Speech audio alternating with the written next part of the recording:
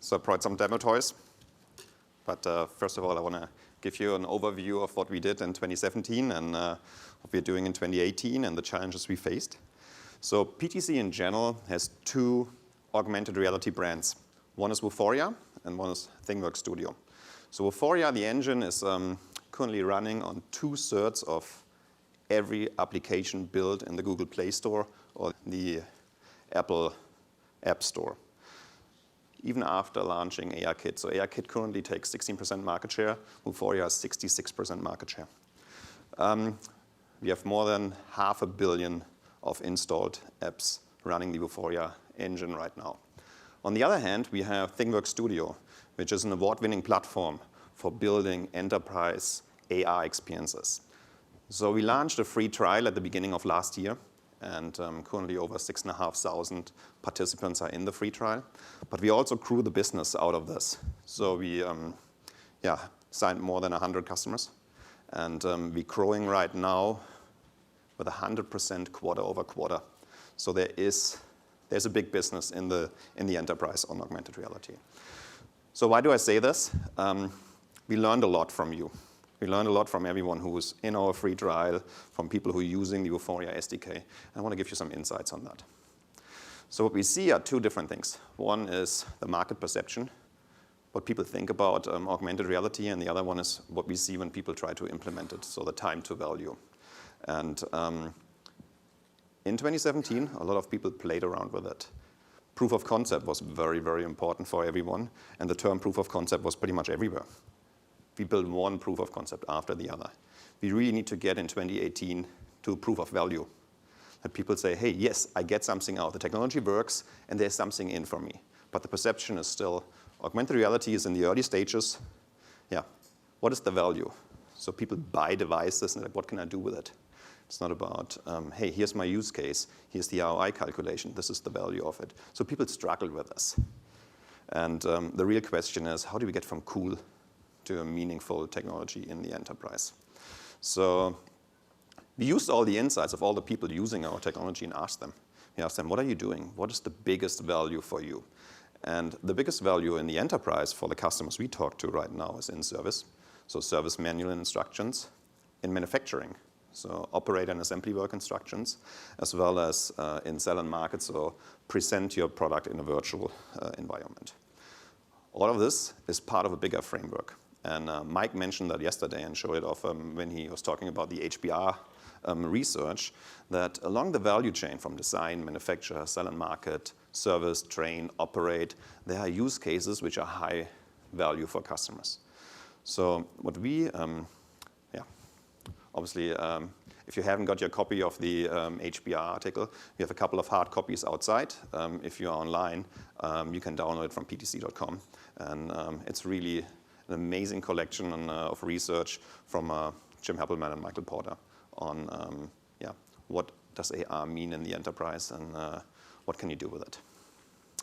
So coming back to the three main use cases. So out of those 18 use cases which we researched, and those three are the ones with the highest use or value.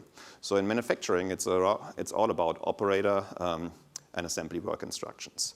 So people want to show how you put things together. So how to assemble stuff, especially if you haven't done it very often. And so really speed up the performance of how you put things together, how you operate things, and how you assemble stuff. In sell and market, it's all about presenting the digital product in your environment, in real scale, completely immersive. And in service, it's very often showing how to fix things. So we started off at PTC a couple of years ago on a journey building an IoT platform.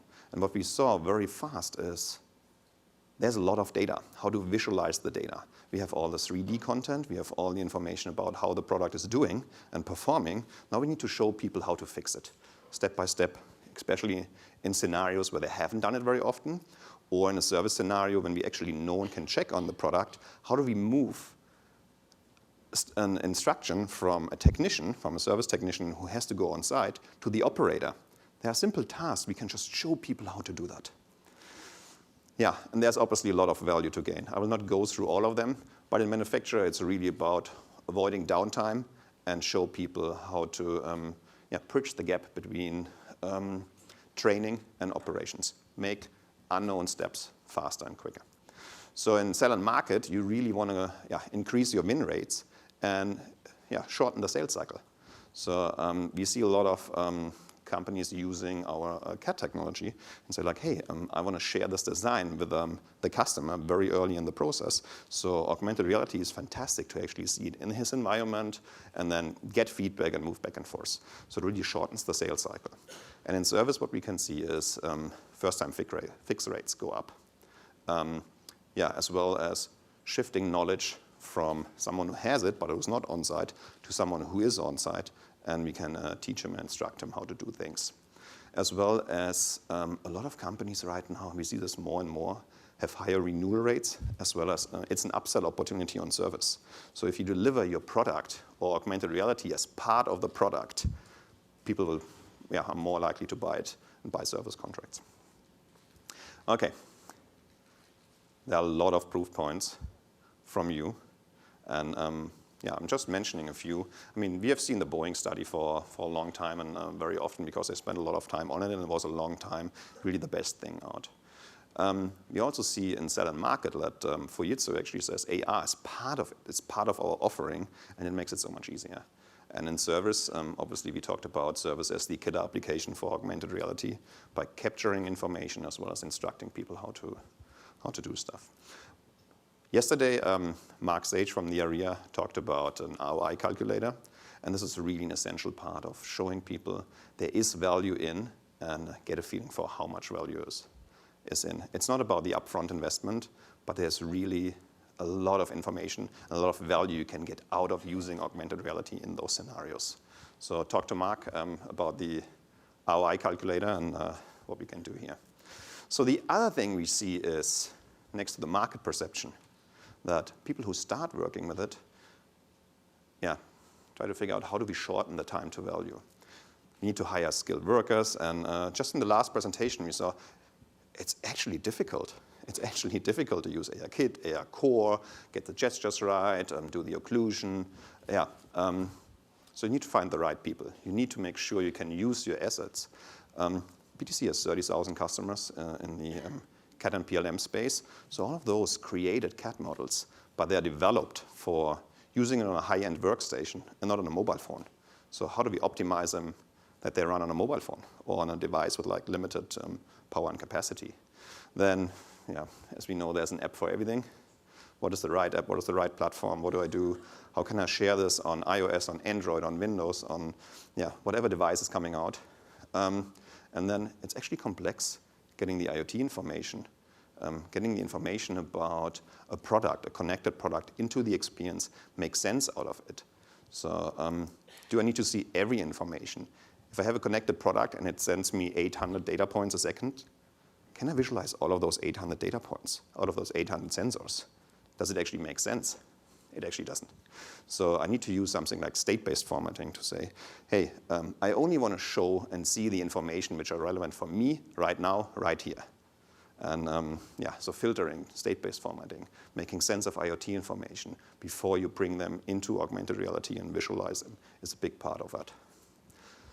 We took the challenge and said we built an enterprise platform called ThingWorx Studio. And ThingWorx Studio is really for, we call it the citizen developer or the content creator, having a drag and drop environment. You don't need any programming skills. You just drop some widgets and you reuse your 3D information. If it is the CAD model, if it's an illustration derived from the CAD model, you just load them into Studio and build a user interface. You combine it with the real-time information from the ThingWorx platform, and we build a browser, a viewer called ThingWorx View for iOS, for Android, for Windows 10, for the HoloLens, and they're running all kinds of gestures. They do the occlusion. We do all of this for you. So make it as easy as possible for you to create content. How does it look like? So this is ThingWorx Studio. On the left side, you have some widgets. You can just drop the model widget. You load the geometry. We optimize the geometry on the fly. And then here we are with the Bosch Rexroth Citropack. In Creo Illustrate, if you don't have step-by-step instructions, you can just open this in Illustrate and create those instructions. It's like I would say it's a little bit like PowerPoint. You move stuff around, like the animation tab. You click on the geometry, yeah, you move it, you angle it, you put some effects on, and then you go back to Studio, and you can just select those effects. And then on the right side, in this case, we create something for the HoloLens. We have all the gestures as well as voice commands built in. So you can just drag and drop those commands on the model and say, hey, I want to play the sequence. I want to go one step forward. So all the servers are drag and drop bindings to the model. And then here in 3D, we put some 3D gauges in. So we have a palette of gauges which we provide. All of those are connected to state-based formatting, and you can just browse the IoT platform, in this case, ThingWorx, with all the properties, services, events, the formatting, and then you just drag and drop the property onto the gauge, and you let it show up in the text field.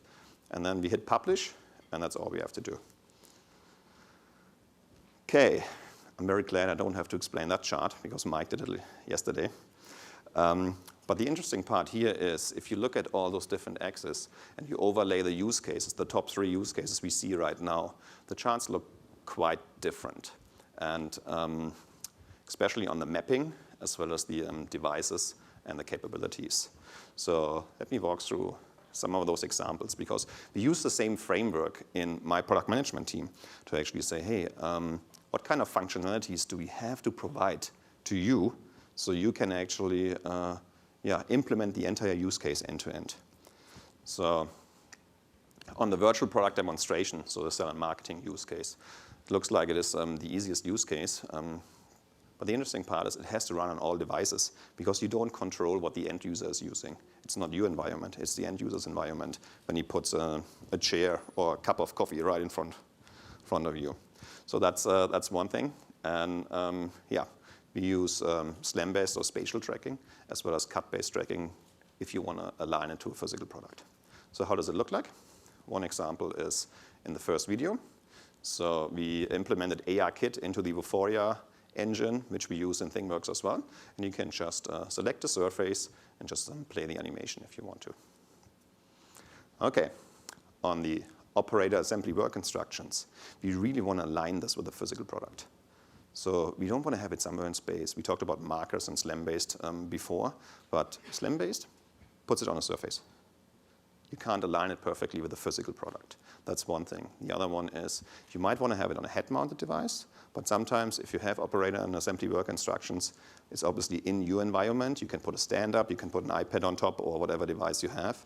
We see a lot of Windows 10 devices and Microsoft tablets actually in the manufacturing area. So how does this look like? So we build an outline of the 3D model, and as soon as it gets close to the model, it snaps. And then it's perfectly aligned. What you can see here with the air filter is it looks like it is really there. So it perfectly blends in occlusion, the shading of the models, as well as the alignment is just perfect. Service manual instructions. This is really about being hands-free. I'm in an environment where the service technician is coming out. I control actually the device he's using, and so I can give him that. I also want to have real-time information, real-time insights about the product itself. So we talked about the IoT story. I connect the product, I get the information. I know, in the best case, how much time do I have to fix it before it goes down. And in this time frame, I need to instruct certain people how to do this. And augmented reality is just perfect to bring those things together.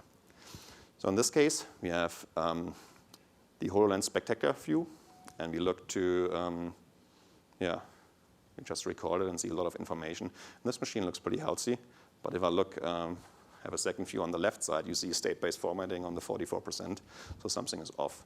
And the next step is obviously going in and, fix it.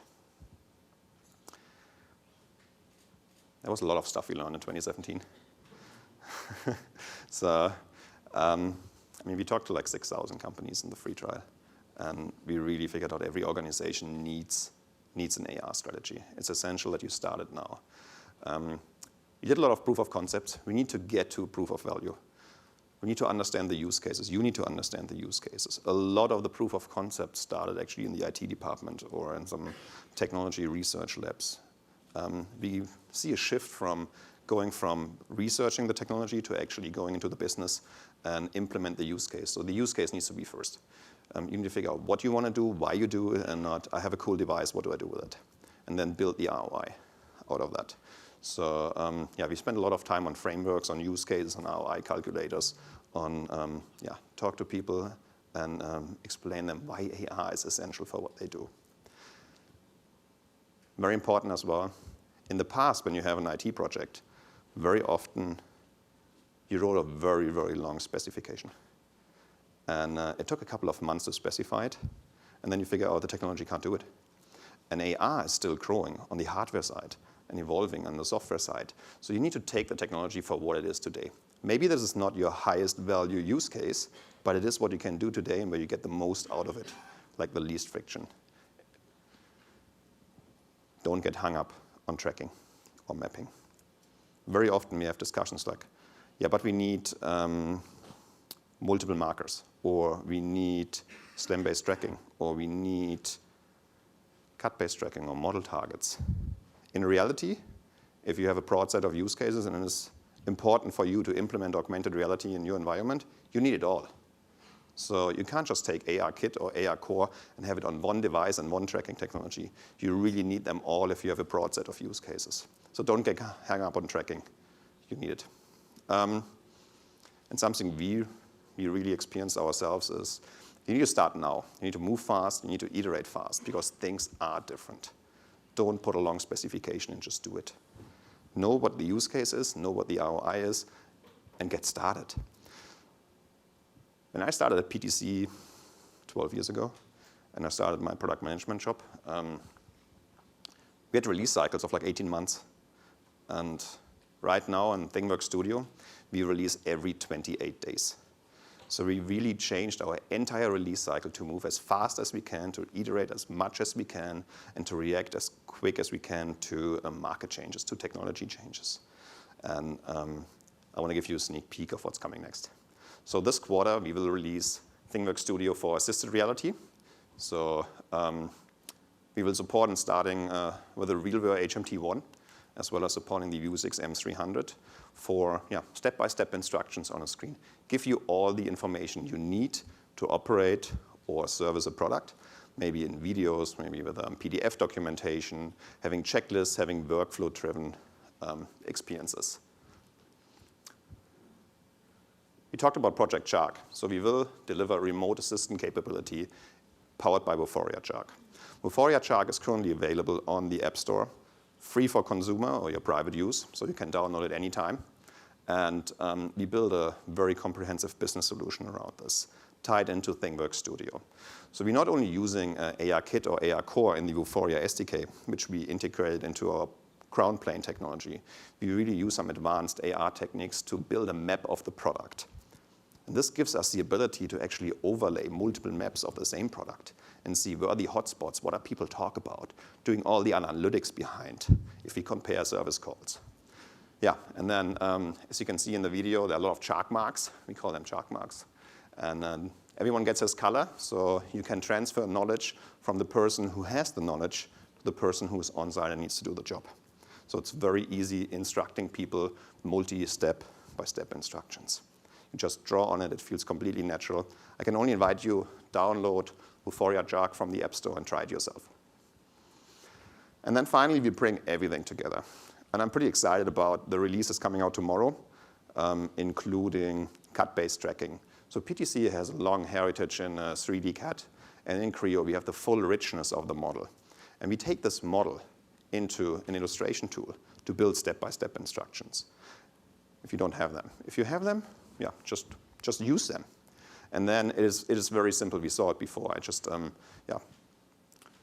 create a new step. I move components around. There are predefined effects like how bolts come out.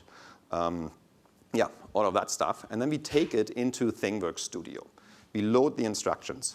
We load the model. And that's very simple. You saw it before. Just use the model. And now, what's coming out tomorrow, we drop a cut-based tracking target. We just orient the model, how we want to approach it. We set the detection position, and we are done. So that's how easy it will be to reuse your 3D asset and align it with the physical product you built. yeah, then we can query ThingWorx, put some gauges on, give the model a certain amount of information. Yeah, it's really quick. Build a user interface to navigate it, to maybe give some exploded views or load some instructions or switch between yeah, different views. And then you just publish it. And I want to show you how it looks like. Okay? Okay. So this is ThingWorx view. And as you have seen, it already picked up the surface. So the scenario is the following. I have the motorcycle in 3D, and I used spatial tracking, so which is SLAM-based. So in this case, it's an iOS device, so the Vuforia SDK is used by ARKit. So on all the ARKit supported devices, it will use ARKit to improve the technology we have. And then I can just look at, let's call it the digital twin of the physical motorcycle. So the customer is not in the garage, but the motorcycle sends me data, and it actually says, hey, there are two things which are off. There's color coding on, there's state-based formatting, and I can just click on the gauge to get historical data as well as information how to, let's say, fix it. So I hit the play button, and I can see how I fix the model. So I can technically practice before the customer is actually in the garage. I can order the components. I can just click on the component, and it says, OK, there's the disc I need, or I click on the tank, and so on and so on. And then when the customer is coming into the garage, I can just use cut-based tracking. And you see the outline, and when I align the outline, it actually snaps to the model. And the same thing here. All the components are touch-enabled. So if I need a new engine, I just click on the engine or on the disk. I can do the same kind of interaction if I have the motorcycle or I don't have the motorcycle. Am I in a training case on the digital twin, or if I really perform the action? And that's like just hitting the play button, and it perfectly blends in to the motorcycle.